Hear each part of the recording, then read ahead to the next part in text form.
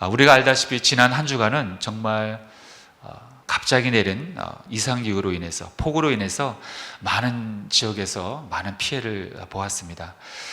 그런데 알고 보니까 우리나라뿐만 아니라 지금 전 세계적으로 그 이상 기후 변화로 인해서 많은 곳곳에서 좀 심하게 고통을 당하고 있습니다.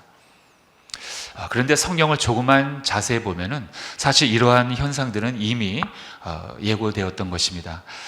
창세기 3장에 보면 우리 인간의 죄악으로 인해서 이 땅이 가시덤불과 엉겅퀴를 낸다고 했습니다. 이 가시덤불과 엉겅퀴는 사람에게 피해를 주는 그러한 식물들입니다. 그리고 또 하나님께서는 노아 시대에 그 인간의 그 포악함 때문에 하나님께서 그러니까 인간만 멸절시키는 것이 아니라 인간과 땅, 즉 이 모든 자연 환경을 함께 멸망시키신다고 말씀하셨습니다. 그래서 사도 바울은 지금 현재 모든 피조물, 인간뿐만 아니라 하나님이 만드신 이 자연 환경까지도 모든 피조물들이 지금 함께 탄식하고 고통을 겪고 있으며 주님의 재림을 지금 고대하고 있다고 지금 성경은 기록하고 있습니다. 성경은 이미 인간의 죄악으로 인해서 이 사람뿐만 아니라 이 자연까지도 저주를 받은 것이라고 성경은 이미 말씀하셨던 것입니다. 그렇다면 우리가 어떻게 해야 이것을 회복할 수 있습니까? 본질을 얘기한다면 주님께서 오셔야지만, 다시 재림하셔야지만 모든 것들이 다시 심판을 받고 질서가 잡히는 것입니다. 그래서 우리는 주님이 다시 속히 오실 수 있도록 그 길을 만들어야 되는데, 그 길이 무엇입니까? 우리가 할 수 있는 것이라곤 복음을 빨리 많은 사람들에게 증거해야 하는 것입니다. 그것이야말로 우리가 주님이 속히 오실 수 있도록 그 길을 마련해 드리는 것이라는 겁니다. 지난 한 주간 동안 이 폭우를 보면서 이러한 묵상을 잠시 했었습니다. 저는 그 어릴 적에 그 KBS에서 방영했던, 여러분들도 다 아실 거예요, 그 전설의 고향이라는 그 드라마를 본 기억이 납니다. 여러분들 다 기억하시죠? 예. 여러분들은 이제 TV를 안 보셔서 잘 모르겠지만 저는 TV를 어릴 적 많이 봐서 KBS에서 전설의 고향을 참 많이 봤는데, 이거 알고 보니까 1977년도부터 이 드라마가 했더라고요. 그래서 77년도부터 89년도까지 방영됐다고 합니다. 물론 그 이후에도 이 시청자들의 요청에 의해서 간간히 방영되게 했지만은 지금 현재는 모두 중단된 상태입니다. 그런데 제가 어릴 적에 어느 날 이 전설의 고향을 보는데, 그 방송을 보고 있는데 어느 한 여인이 나타났습니다. 그런데 그 여인이 그 자신을 겁탈하려는 도적들 앞에서 품 안에서 뭔가를 꺼내는 거예요. 조그만 칼을 꺼내는 겁니다. 그리고 자신의 그 순결을 지키기 위해서 자결을 하는 모습을 본 적이 있었어요. 그 어릴 적에 그 장면은 굉장히 저한테는 충격적이었습니다. 그리고 나중에 알고 보니까 그 여인이 품고 있었던 그 칼은 다름 아닌 은장도였다는 것을 알게 되었어요. 그래서 은장도는 여인들이 자신의 순결을 지키기 위해서, 절개를 지키기 위해서 갖고 있었던 호신용 칼이었구나, 그거를 알게 되었습니다. 그런데 나중에 어른이 돼서 여러 가지 그 은장도에 대한 자료를 찾아보니까, 사실 이 은장도라는 것은 그 여인들이 자결용으로 갖고 있었던 호신용 칼이 아니라 그냥 일상에서 남녀노소가 갖고 다녔던 일상용품이었다고 합니다. 그러니까 요즘 말로 말하면 맥가이버 칼, 그런 용도라는 거예요. 과일을 깎을 때라든가 어떤 끈을 자를 때, 이렇게 일반 그러니까 생활 속에서 사용했던 그런 물건이었다고 합니다. 아무튼 이 은장도는 그래도 아직까지는 그래도 많은 사람들에게는 우리 조상 여인들이 자신의 그 순결을 지키기 위한, 자신의 그 절개를 지키기 위한 호신용 무기였다는 것이 많은 사람들의 그 기억 속에 남아 있습니다. 그때 당시도 지금처럼 여성들이 그 자신의 순결을, 그 절개를 지키는 것이 참 그 쉬운 일은 아니었던 것 같아요.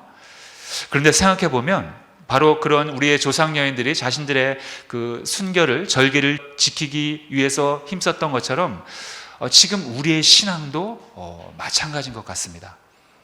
지금 시험과 유혹이 가득한 이 세상에서 우리 그리스도인들이, 우리 성도들이 자신의 그 신앙의 절개를 지키는 것이 결코 쉬운 일이 아니라는 거예요.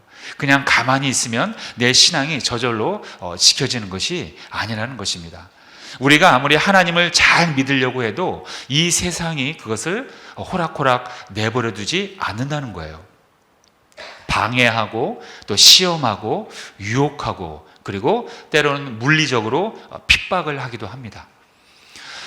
우리나라는 이런 물리적인 핍박이 없기 때문에 우리가 잘 그걸 모르긴 하는데 아직까지도 이 기독교를 공식적으로 핍박하는 나라가 여전히 존재하고 있습니다. 해마다 조금 바뀌기는 합니다만 올해 2022년도에 집계한 전 세계 중에서 기독교 박해 국가 순위가 나왔습니다.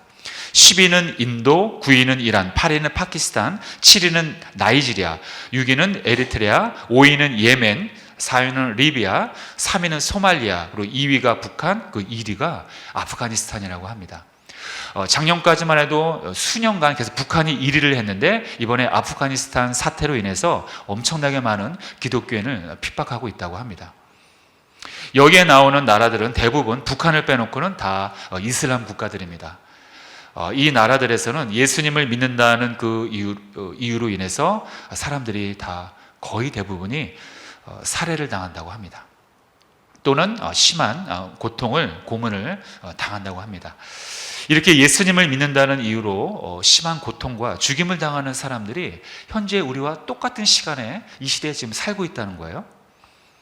그런데 참 놀라운 사실은 저 나라에 사는 사람들이 저 나라에 사는 그 사람들 중에서 극소수의 그리스도인들이 그러한 자신의 생명을 위협하는 그러한 핍박 속에서도 은밀하게 공동체를 유지하고 있다는 거예요. 그래서 하나님을 예배하고 그 신앙의 절개를 지키면서 여전히 지하에서 하나님을 찬양하고 예배하고 있다는 것입니다.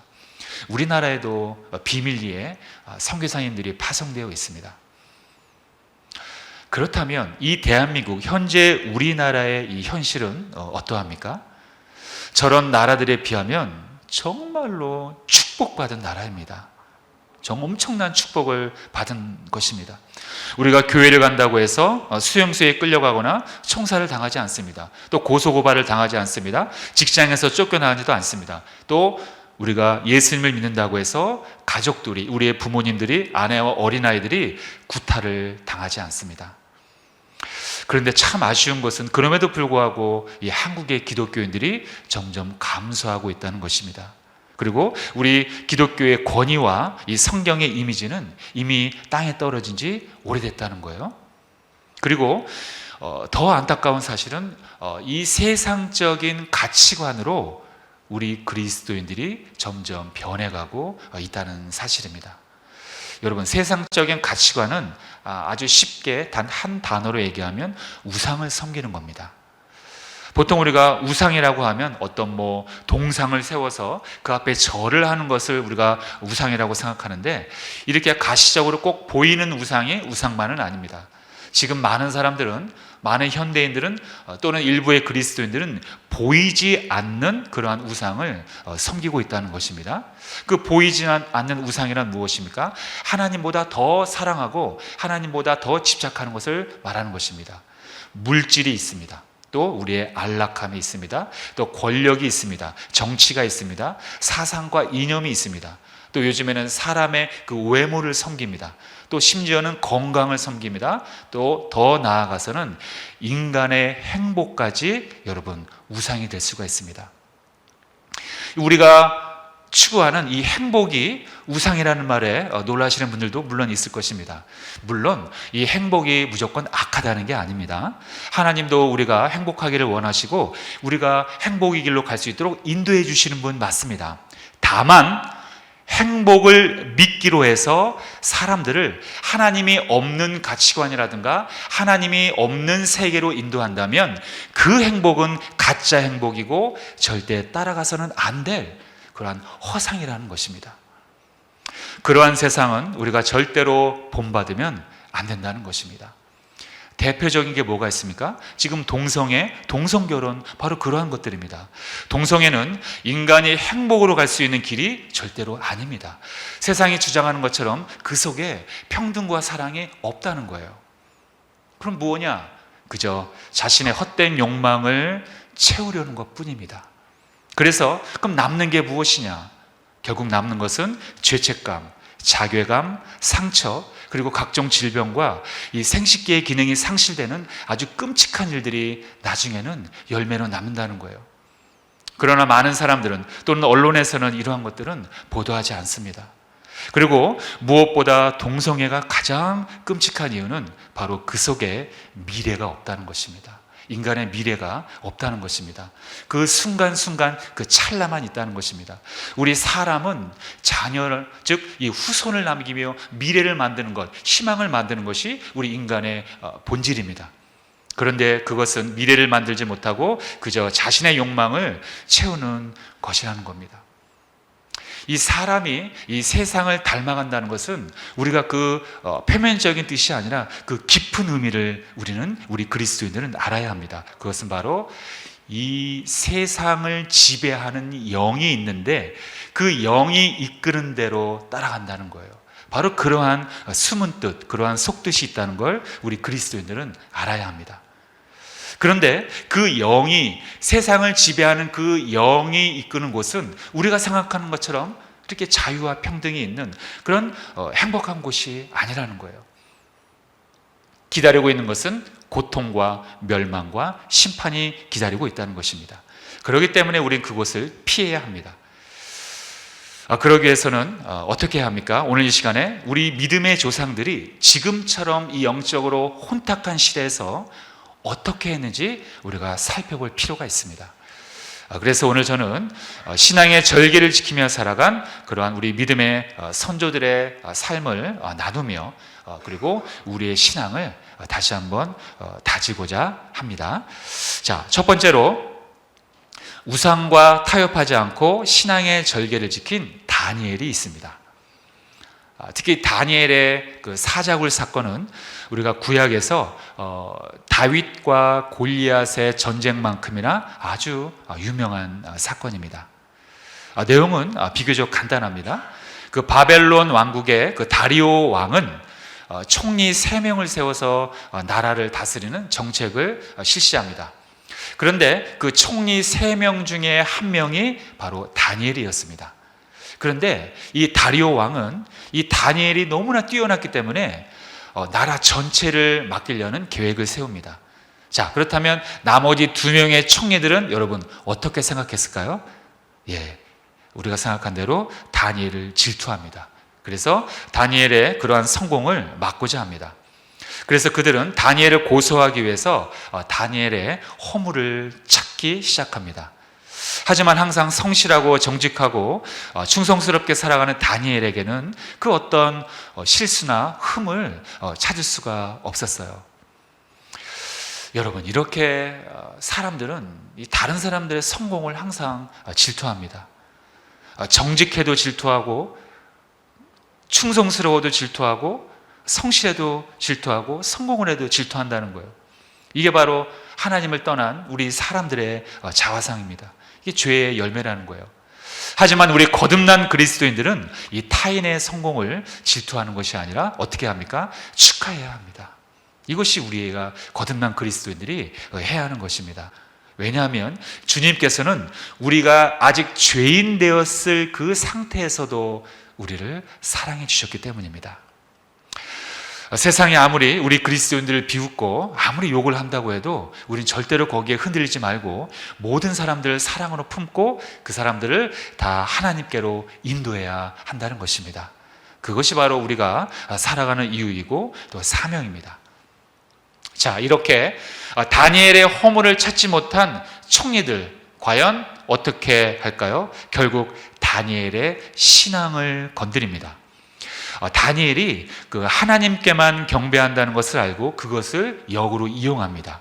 그래서 총리들은 다리오 왕에게 찾아가 이렇게 법을 세워달라고 입법을 요청합니다. 자, 어떻게 얘기하면요, 왕께서 한 가지 법을 세우시고 엄하게 명령을 내리시기 바랍니다. 이제부터 30일 동안 왕이 아닌 어떤 다른 신이나 사람에게 기도하는 사람은 누구든지 사자굴 속에 던져넣기로 한다는 것입니다. 자, 이게 무슨 말입니까? 그러니까 왕에게만 경배하고 하나님께는 경배하지 못하게끔 아예 법으로 만들려고 하는 것입니다. 그러니까 법으로 우상을 섬기게끔 한다는 거예요. 왕이 아닌 그 어떤 다른 대상에게 절을 하거나 예배를 드리거나 경배를 한다면 사자굴에 넣어서 사형을 시킨다는 거예요. 다니엘이 하나님께만 경배한다는 것을 이 총리들은 알았기 때문에 이러한 비겁한 계획을 세운 것입니다. 아무런 영문도 모르는 다리오 왕은 이 법을 세우고 도장을 찍습니다. 자, 그런데 그럼 다니엘은 어떻게 합니까? 이 법이 공포되었기 때문에 다시는 하나님께 경배하지 않고 다리오 왕을 경배했을까요? 아닙니다. 다니엘은 이러한 세상의 가치관을 따르지 않았습니다. 자기가 사자굴에서 사형을 당할 것을 알면서도 다니엘은 여전히 자기 집 다락방으로 올라가 늘 하던 대로 하루에 3번 무릎을 꿇고 하나님께 기도하고 찬양하고 경배하고 예배를 드렸습니다. 자, 다른 총리들은 그 모습을 보고 기다렸다는 듯이 다리오 왕에게 달려가 다니엘을 고발합니다. 그런데 이 다리오 왕은 그 말을 듣고, 그 고발을 듣고 아주 괴로워합니다. 왜냐하면 사실 이 왕은 다니엘을 평소 아주 신뢰하고 인정했기 때문이에요. 그래서 다니엘 때문에 이 왕은 몹시 괴로워합니다. 하지만 결국 이 법을 세웠기 때문에 다니엘을 사자굴에 넣게 됩니다. 그런데 여기서 참 이 다리오 왕은 놀랍게도 다니엘에게 이렇게 얘기합니다. 네가 항상 섬기고 있는 네 하나님께서 너를 구원하실 것이다. 참, 하나님을 믿지 않는 이방인의 입에서 나온 말입니다. 여러분, 이 왕의 말을 여러분들 어떻게 생각하십니까? 자기가 세운 법 때문에 어쩔 수 없이 다니엘을 사자굴에 넣기는 하지만 왕은 다니엘, 너가 믿는 하나님이 너를 구해줄 거야, 이렇게 믿었던 거예요. 자, 다리오 왕은 아무튼 다니엘을 사자굴에 집어넣습니다. 그리고 왕궁으로 돌아왔습니다. 그러나 너무나 초조합니다. 아무것도 먹지 못했습니다. 잠도 자지 못했습니다. 왜냐하면 다니엘이 걱정됐기 때문입니다. 그리고 시간이 흘렀습니다. 밤이 지나갔습니다. 그리고 새벽이 찾아왔습니다. 왕은 새벽에 급히 일어나 사자굴로 찾아갔습니다. 왜일까요? 다니엘의 생사를 확인하고 싶었기 때문입니다. 왕은 굴에 가까이 다가갔습니다. 혹시 살아는 있을까 하는 마음으로 다니엘을 조심히 불러보았습니다. 자, 이렇게 불러보았습니다.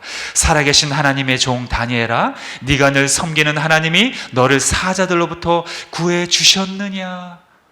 이렇게 조심히 불러보았습니다. 그런데 그때 사자굴에서 사람의 목소리가 들렸습니다. 그 목소리는 다름 아닌 다니엘의 목소리였습니다. 다니엘이 이 왕께 이렇게 얘기하는 거예요.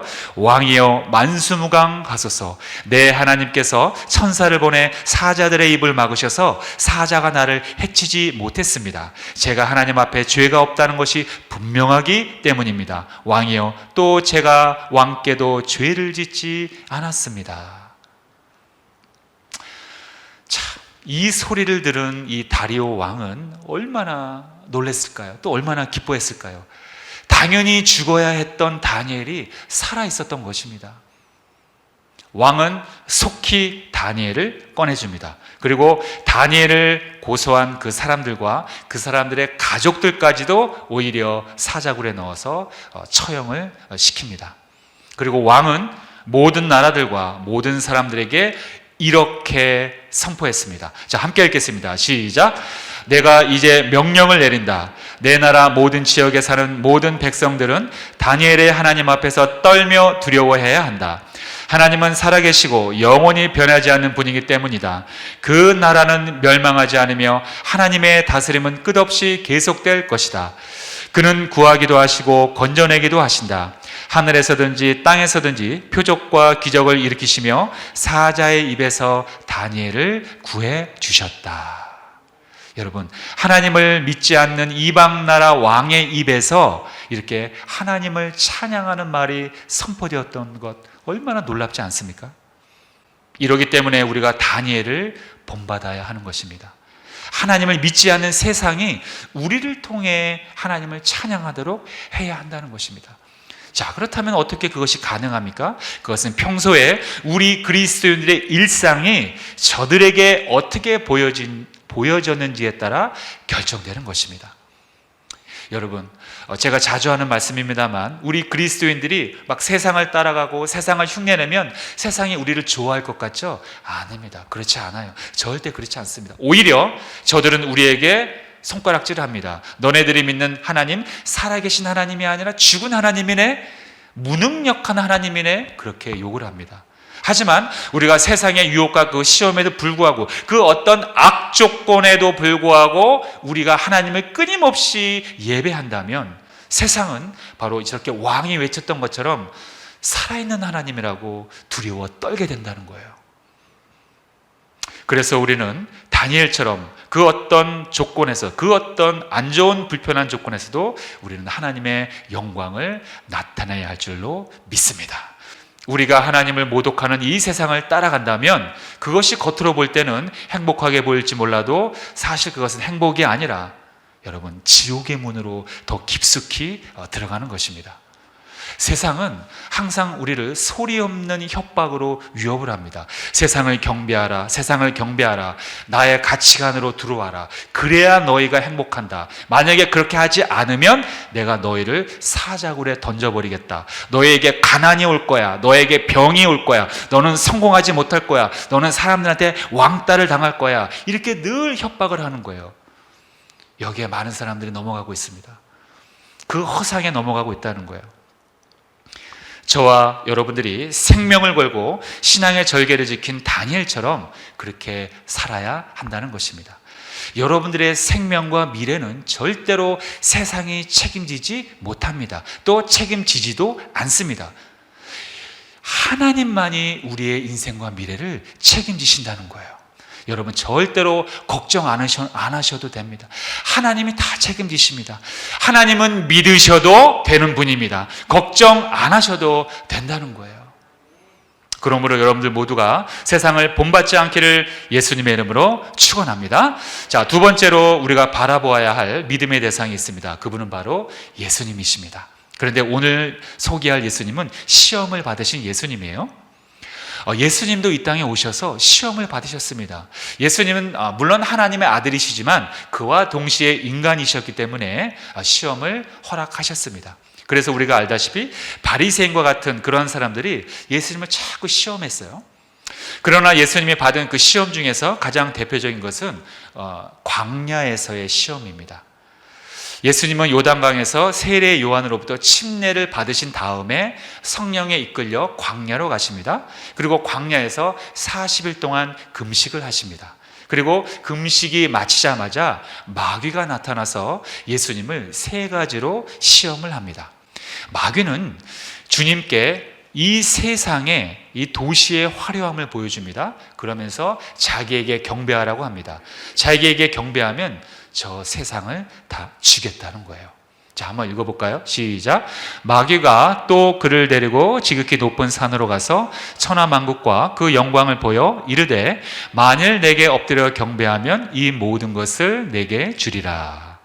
마치 다니엘에게 하나님이 아닌 다른 대상에게 경배하라는 시험과 똑같은 것입니다. 그렇게만 한다면 너에게 행복을 줄 거야, 사랑을 줄 거야, 달콤함을 줄 거야, 부귀 영화를 줄 거야, 성공을 줄 거야, 이렇게 우리를 유혹하는 것입니다. 시험하는 것입니다. 여러분, 그런데 저 마귀가 예수님을 유혹했던 저 유혹은 아직까지, 지금까지, 오늘날까지 똑같은 방법으로 우리에게 다가오고 있습니다.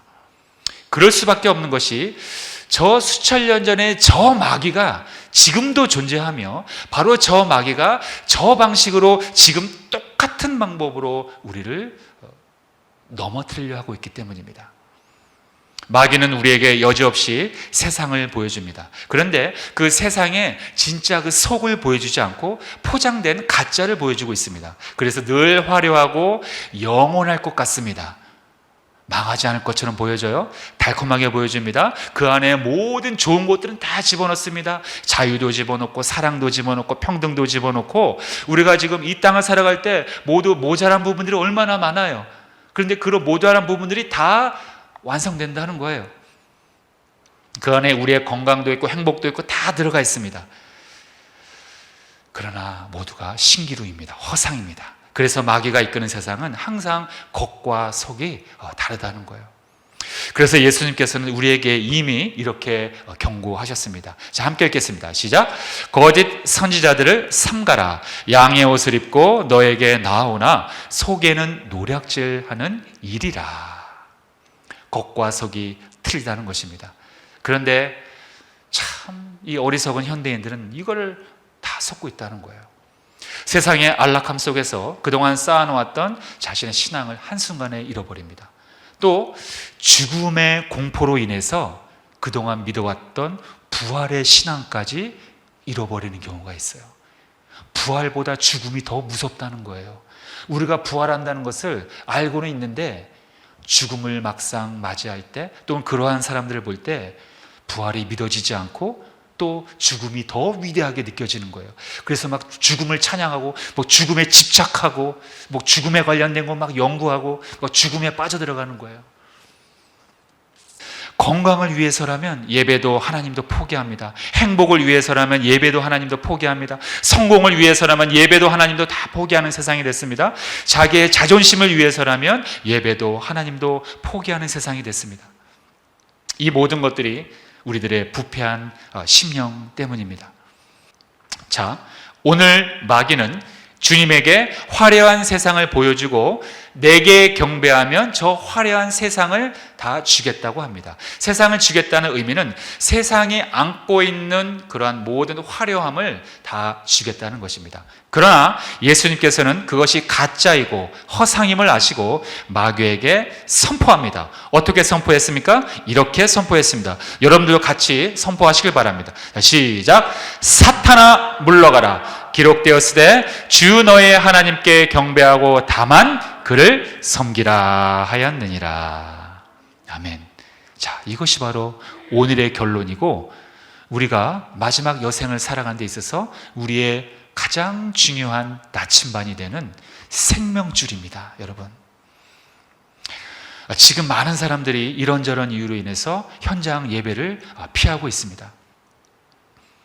그러한 분들의 말을 들어보면 충분히 저는 공감은 하고 이해는 합니다.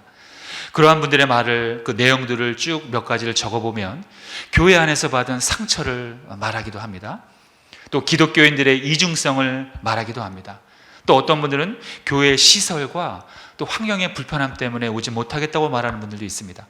또는 자신의 건강을 또 말하기도 합니다. 또 목회자를 또 말하기도 합니다. 그리고 코로나를 말하기도 합니다. 그러나 저는 그런 너무나도 참 힘든 환경 가운데 있는 분들에게 주님의 마음을 품고 한 가지 말씀드리고 싶은 것이 있습니다. 예수님께서 십자가에서 달리실 때 받으신 그 고통은 인간이 겪기에는 그 한계를 뛰어넘는, 그야말로 사람이 견딜 수 없는 그러한 고통이라고 합니다. 그래서 결국 죽으셨죠. 그런데 하나님께서는 그 고통을, 즉 그 죽음을 우리가 받는 걸 원하지 않으셨다는 거예요. 그래서 그 끔찍한 고통과 죽음을 당신의 아들 예수님께 전가시킨 것입니다. 여러분, 자녀란 그 부모의 전부입니다. 저도 마찬가지입니다. 정말 우리 아들을 내 눈에 넣어도 아프지 않을, 정말 그 아이를 위해서라면 내가 죽을 수 있을 정도로 정말 그런 마음이 생기더라고요. 자녀는 우리 모두의 미래이고 부모입니다. 그렇다면 하나님은 저와 여러분들을 살리기 위해서 당신의 아들을 죽이셨습니다. 즉 당신의 전부를 포기하셨어요. 우리를 살리기 위해서 당신의 모든 것을, 아들을 죽였다는 것은 당신의 전부를 포기한 것과 다름없는 것입니다. 그렇다면 그것 때문에 살아난 우리들의 지금 마땅한 도리는 여러분 무엇일까요? 그 도리를 예수님께서는 우리에게 오늘, 저와 여러분들에게 이 아침에 말씀하신 거예요. 조금 전에 읽었던 저 말씀입니다. 주 너희 하나님께 경배하고 다만 그를 섬기라. 바로 이 위대한 하나님의 말씀 가운데 여러분들이 이 말씀에 순종하여 이 세상을 본받지 않고 오직 하나님만을 경배하시며 이 어두워진, 이 혼탁해져 가고 있는 이 어둠의 세계를 밝히시기를 예수님의 이름으로 축원합니다. 네, 기도하겠습니다. 살아계신 하나님 아버지, 감사합니다. 하나님, 세상은 점점 어두워져 가고 있으며 하나님이 없는 세계로, 하나님이 없는 가치관으로 우리를 몰고 가고 있습니다. 그 가운데 우리는 어떻게 해야 합니까? 주님께서는 오늘 이 아침에 우리 모두에게 말씀하십니다. 주 너희 하나님께 경배하고 다만 그를 섬기라. 그렇게 한다면 하나님은 우리를 보호해 주시고 우리를 생명의 길로 인도해 주십니다. 하나님, 이 위대한 하나님의 말씀을 우리가 끝까지 붙잡고 하나님, 끝까지 우리가 생명을 건지는 우리 귀한 하나님의 백성들이 되게 하여 주시옵소서. 예수님의 이름으로 기도하옵나이다. 아멘. 우리 다시 한번 내 마음의 주를 향한 사랑이, 우리 찬송하시고 함께 통성으로 기도하는 시간 갖도록 하겠습니다. 내 마음의 주를 향한 사랑이